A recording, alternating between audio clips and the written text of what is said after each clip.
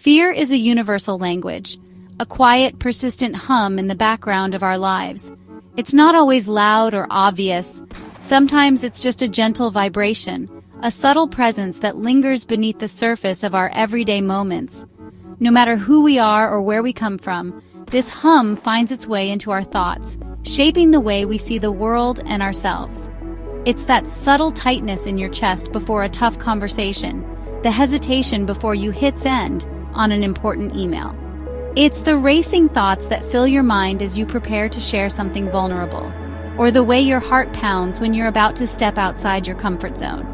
These moments are small, but they add up, quietly influencing the choices we make every day. We get so used to this hum that we mistake it for normalcy, not realizing it's quietly shaping our choices. It becomes the background music to our routines, so familiar that we rarely question its presence. We adapt, adjusting our actions and words to avoid the discomfort it brings, often without even noticing. This isn't the fear that keeps us safe from danger. It's the fear of judgment, failure, not being enough. It's the fear that whispers, "What if you're not good enough?" Or, "What if you make a mistake?" It's the kind of fear that holds us back from reaching out, from trying something new, from being truly seen. It whispers doubts, reminds us of past failures, and keeps us small. It replays old memories, highlighting moments when things didn't go as planned, convincing us that history will repeat itself if we dare to try again. We build our lives around it, choosing safety over passion, silence over speaking up, comfort over connection. We let opportunities pass by, telling ourselves it's better not to risk it, better to stay where it feels safe and predictable. But what if we could turn down the volume? What if we could recognize fear for what it is, a sound, not the truth? Imagine if we could separate ourselves from that hum, seeing it as just one part of our experience, not the whole story. The first step is to pause, listen, and realize that hum isn't you.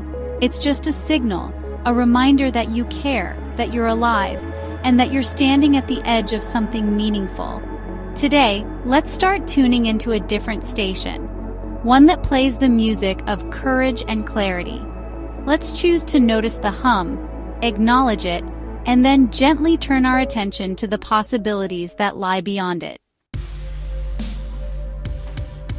Fear isn't always a monster lurking in the shadows.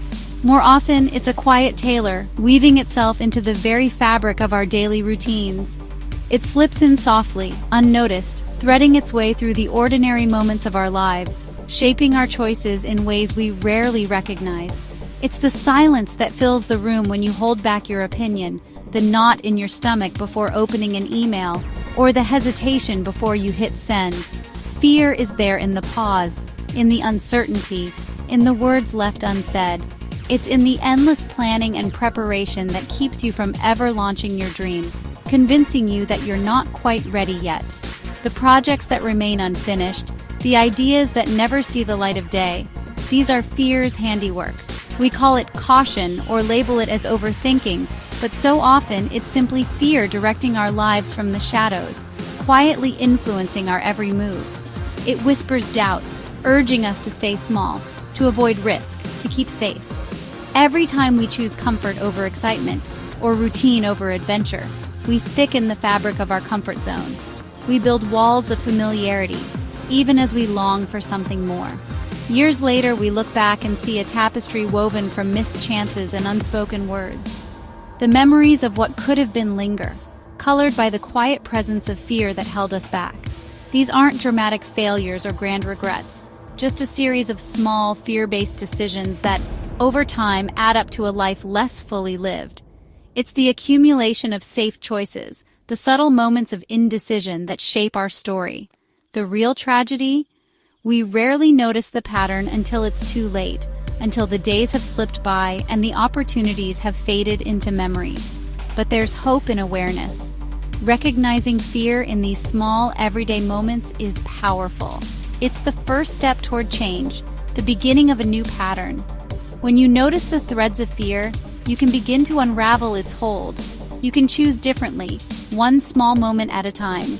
Notice the pattern and gently pull it apart. That's how you begin to reclaim your days, by choosing courage, by stepping forward, and by weaving a new story, one brave decision at a time. Remember this: FEAR, false evidence appearing real. Most of our fear isn't about real danger. It's about stories we tell ourselves. Like the fear of public speaking. It's not the act, but the imagined embarrassment, the movie in your mind. Our brains react to these imagined threats as if they're real, triggering fight or flight. We're wired for survival, but in modern life, most threats are illusions. When you see fear for what it is, a suggestion, not a command, you can question it. Is this story true or just one possible outcome? By seeing the illusion, you take back the power. You're not just a passive audience in your mind's horror movie. You're the director. Change the script. In myths, knowing a monster's true name gave you power over it. The same is true for fear. Unnamed, it's a shapeless fog. Named, it becomes specific and manageable. Instead of "I'm stressed," say "I'm afraid my boss won't like my ideas." Suddenly, the monster has a face. Write your fear down. Say it out loud. This separates the fear from your identity. It's not you, it's just a feeling. Now you can analyze it, question it, and see its flaws. Try it. "I am afraid of," and finish the sentence. See how the monster shrinks when you confine it to words? An idea is something you can change. Once you've named your fear, you can walk with it and eventually move past it. But how do you actually do that? Here are 4 practical steps to help you walk with courage, even when fear feels overwhelming. First, name your fear. Take a moment to write it down, no matter how big or small it seems. Putting your fear into words gives it shape and makes it less mysterious. When you see it on paper, it becomes something you can face, rather than something that controls you. Second, breathe with it. Pause and take 3 slow, deep breaths. Let your body know you're safe in this moment. Breathing deeply calms your nervous system and reminds you that you have the power to respond, not just react. This simple act can shift your mindset from panic to presence. Third, take 1 small step forward. Remember, courage isn't about being fearless. It's about choosing action, even when you're afraid. That first step might be tiny, but it's a powerful signal to yourself that you're willing to move ahead no matter what. Don't try to climb the whole mountain at once. Just focus on the very first step in front of you. Each small action counts, and each one builds momentum. Fourth, reframe your fear. Instead of seeing it as a barrier, try to view it as a compass, pointing you toward areas where you can grow. Fear often shows up when you're about to do something meaningful or new. Fear appears at the edge of your comfort zone, right where learning and transformation happen. When you notice fear, it's a sign you're stretching yourself. These steps aren't magic, but they are a practice. The more you repeat them, the more natural they become. Over time, you'll notice your confidence growing. Some days will feel easier than others, but every small action you take is like a workout for your courage muscle. Consistency is key.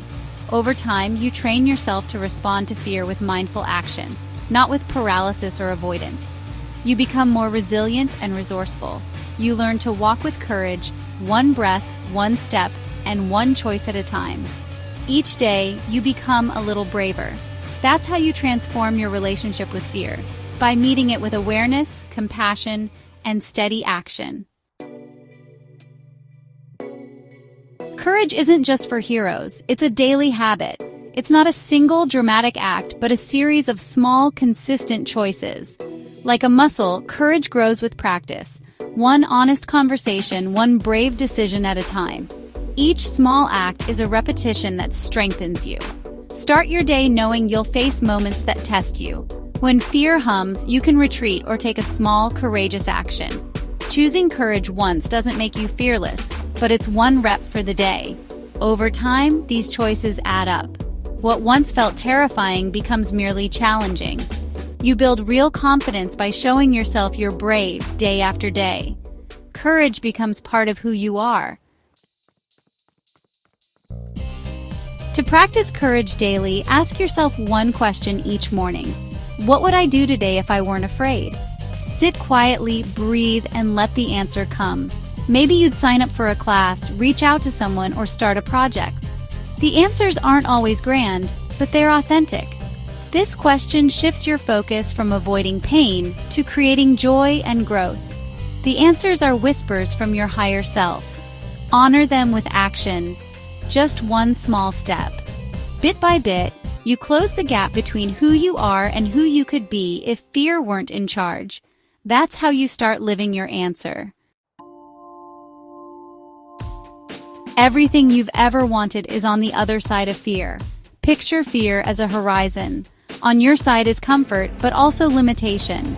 Beyond it lies the vibrant life you dream of. Courage is the key to crossing that line. Fear may always be a passenger, but it doesn't have to steer. Every courageous action reclaims your power and authors your story. This isn't about becoming someone else. It's about becoming fully yourself. The best version of you is waiting just beyond that conversation, that project, that risk. Your life begins when your desire for growth outweighs your fear of the unknown. Stand at the edge, look toward the horizon, and take one small step. Breathe. Take another. This is how you begin to live fearlessly. Not because fear is gone, but because your dreams matter more. The journey starts now.